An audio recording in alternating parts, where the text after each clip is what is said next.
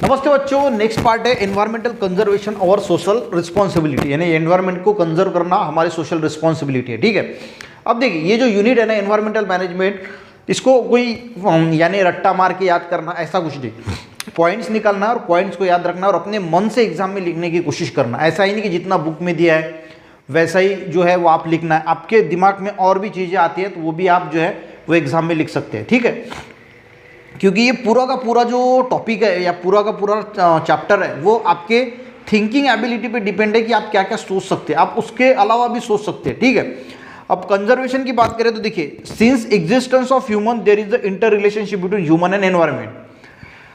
जैसे ही ह्यूमन का यानी अर्थ, ऐसा तो है नहीं कि अर्थ बनती ह्यूमन ही पहले आए थे, पहले हमें पता था कि डायनासोर वगैरह भी थी, डायनासोर फिर चले गए, फिर ह्यूमन आए।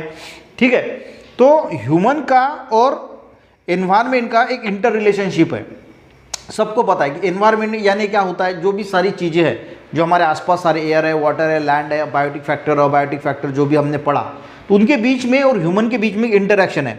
Human stepped on the earth after long formation of earth. हम इस अर्थ पे, अर्थ के फॉर्मेशन के बहुत ज़्यादा समय के बाद आए, यानी अर्थ हुई वो पहले गर्म थी, उसके बाद ठंडी हुई, उसके बाद बहुत ज़्यादा ठंडी हुई, नॉर्मल टेम्परेचर हुआ, और पहले तो डायनासोर थे जैसे मैंने बताया, उसके बाद ह्यूमन आए। ठीक है, on the earth human being prove its superiority as compare to other animal. ऐसा नहीं कि इंसान ही आए, इंसान के साथ बहुत ज़्यादा जो है वो बायोडाइवर्सिटी हमें देखने को मिलती है। प्लांट की अलग अलग डाइवर्सिटी है, एनिमल्स की अलग अलग डाइवर्सिटी हमें देखने को मिलती है। पर सारे एनिमल्स की अगर हम बात करें तो ह्यूमन एक ऐसा एनिमल है जिसके पास सुपीरियरिटी जो है वो, सुपीरियरिटी उसका ब्रेन जो है वो ज़्यादा कार्यक्षम है बाकी अदर एनिमल्स के, और इसकी बदौलत हमने जो है वो बहुत बहुत टेक्नोलॉजी का इस्तेमाल किया, टेक्नोलॉजी का एडवांस टेक्नोलॉजी पे आए। पहले हम जो है वो ह्यूमन की बात करें तो पहले गुफा में रहते थे, वहाँ से टेक्नोलॉजी आग का शोध लगाया, बहुत सारी रिसर्च की और आज तक जो है वो पहुँच चुके हैं। तो बाकी के कंपैरिजन में ह्यूमन जो है वो बहुत ज़्यादा सुपीरियर एनिमल है। Help character like the intelligence है, मेमोरी है, इमेजिनरी है, एबिलिटी है, ये सारी है। Human establish domination over the nature. और अब ह्यूमन ने क्या किया, नेचर पे भी डोमिनेंस क्रिएट किया। अब आपने देखा होगा कि किस प्रकार से कभी कभी बारिश नहीं होती तो आर्टिफिशियल बारिश की जाती है। आपने देखा होगा कि अलग अलग प्लानेट पे हम जा रहे हैं। आपने देखा होगा कि इलॉन मस्क की जो कंपनी है स्पेस एक्स, वो मार्स पे कॉलोनी बसाने के बारे में सोच रही है। तो नेचर पे भी जो है वो डोमिनेंस क्रिएट करने का ह्यूमन का जो है वो प्रयास है। Human utilize all the natural resources as much as possible. जितने भी नेचुरल रिसोर्सेज, एयर है, वाटर है, लैंड है, सारा का इस्तेमाल जो है वो ह्यूमन कर रहा है।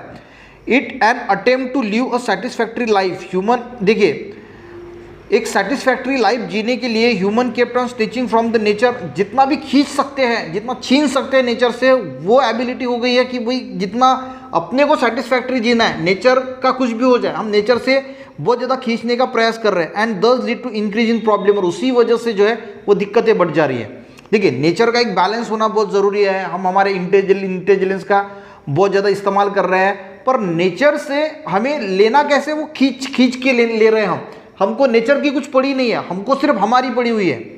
ऐसा हो गया अभी कि हमारा एक सेटिस्फैक्ट्री लाइफ जीने के लिए हम एनवायरनमेंट को पूरी तरीके से बर्बाद कर रहे हैं। आपको पता है कि एयर का पोल्यूशन हो रहा है, वाटर का पोल्यूशन हो रहा है, ओजोन डिप्लीशन है, ग्लोबल वार्मिंग है, बड़ी बड़ी समस्याएं हैं, जिसकी वजह से हमारी वजह से बहुत सारे एनिमल्स की लाइफ साइकिल डिस्टर्ब हो गई है।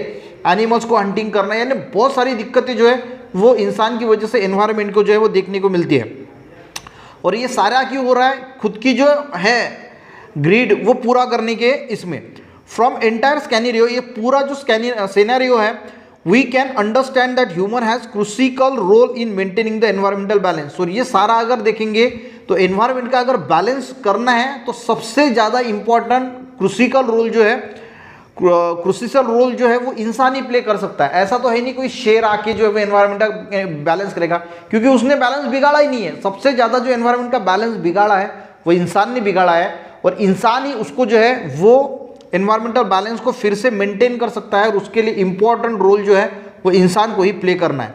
If human has disturb the environmental balance, जब एनवायरमेंट का बैलेंस ह्यूमन ने डिस्टर्ब किया है, then human itself it can conserve.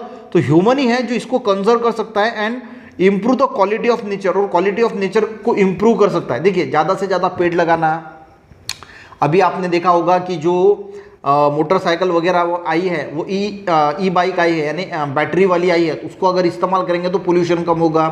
Factories में भी ऐसे कुछ प्रोडक्ट यूज़ किए जाते हैं जिससे पोल्यूशन कम होता है। जो वाटर वगैरह नदी में भेजते हैं उसको वेस्ट वाटर ट्रीटमेंट करके अगर रिवर में भेजा जाए, तो ये सारी चीज़ें अगर हम करेंगे ना तो नेचर को हम कई हद तक जो है वो बचा सकते हैं। Many time general public is unknown its activity are harmful to environment. बहुत बार तो ऐसा होता है कि लोगों को पता ही नहीं कि हम एनवायरनमेंट को ख़राब कर रहे हैं, ठीक है। बहुत ज़्यादा कचरा जलाना, ये जलाना, वो जलाना, तो इससे ये होता है, वो होता है, लोग सोच ही नहीं रहे हैं। जो ई वेस्ट आज बन रहा है, ई वेस्ट को हम कहीं भी फेंक देते हैं, तो लोगों को ऐसे पता ही नहीं लोगों को कि हमारी की वजह से एनवायरनमेंट जो है वो ख़राब हो रहा है। And thereby unknowingly they many activities happen, उसकी वजह से अलग अलग प्रकार की चीज़ें जो है वो देखने को मिलती है। यानी जो पोल्यूशन होता है, जो हम एनवायरनमेंट को ख़राब कर रहे हैं, लोगों को पता ही नहीं कि हम ख़राब कर रहे हैं। तो सबसे पहले हमको उनको अवेयर करना पड़ेगा, अवेयरनेस, एजुकेशन के थ्रू अवेयरनेस देना पड़ेगा, कुछ लॉज लाने पड़ेंगे, कुछ जो NGOs है उनके थ्रू जो है वो अगर है तो हमें उसको ज्वाइन करके कुछ अगर अच्छा कर सकते हैं तो एनवायरनमेंट के लिए अच्छा जो है वो हमें ज़रूर करना चाहिए, ठीक है। तो यहाँ पे एक सर्च दिया है, how do butterflies contribute to environmental balance. तो एनवायरमेंटल बैलेंस के लिए बटरफ्लाइज कैसे फ़ायदा करते हैं। देखिए, जो पॉलिनेशन होता है, यानी एक फ्लावर से दूसरे फ्लावर में बटरफ्लाइज जाती है, तो प्लांट में जो है वो पॉलिनेशन होने के लिए मदद होता है। उसी के साथ जेनेटिक डाइवर्सिटी है, फूड सोर्स है, बहुत सारे जो बटरफ्लाइज है उनको अदर बर्ड्स है या फिर अदर रेप्टाइल्स है वो खाते हैं, तो एक फूड चेन मेंटेन होती है। उसी के साथ ये इकोलॉजिकल इंडिकेटर है, अगर बटरफ्लाइज अगर आपको आपके एरिया में दिखते हैं तो हम बोल सकते हैं कि वहाँ की इकोसिस्टम एक हेल्दी है, एक फूड वेब अच्छी तरीके से बनने के लिए बहुत मदद होती है बटरफ्लाइज की, ठीक है। बाकी forest conservation law, environmental conservation law, और ये जो है वो पूरा कवर कर लेंगे। जो भी आपको इस ब्रैकेट में दिया है ये पूरा का पूरा एक लेक्चर में कवर करेंगे। ताकि ये पूरा थ्योरेटिकल चैप्टर है, मैंने पहले बताया कि आपको अपने मन से पॉइंट निकाल के लिखना होगा। तो एनवायरमेंटल कंजर्वेशन और सोशल रिस्पॉन्सिबिलिटी आपको समझ में अगर आया, एक लाइक ज़रूर करना, अपने दोस्तों को भी शेयर करना, चैनल पर नए बच्चे ज़रूर सब्सक्राइब करना। मिलते हैं नेक्स्ट वीडियो में, तब तक के लिए जय हिंद।